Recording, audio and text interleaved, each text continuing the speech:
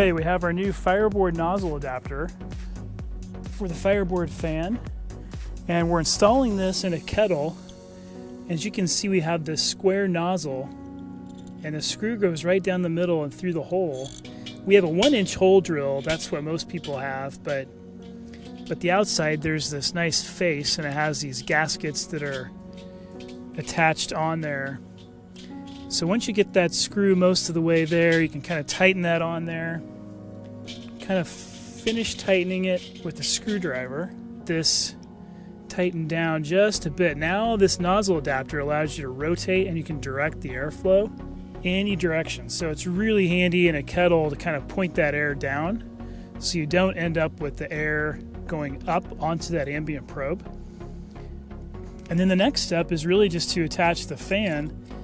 And the fan has these nice rails, which the rails loosen up those thumb screws. These rails just slide out. Same thing for mounting any other adapter.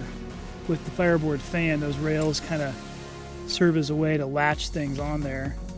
So you kind of get that, kind of work those rails down, and you can kind of pull those down a little bit.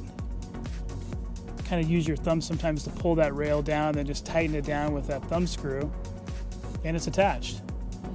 And then you can leave the adapter face installed if you would like.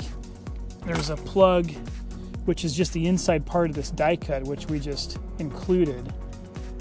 And that just goes on there, and that should pretty much effectively seal off that hole. But there you have it. There's the Fireboard fan nozzle adapter. Check out everything else on our knowledge base at docs.fireboard.io.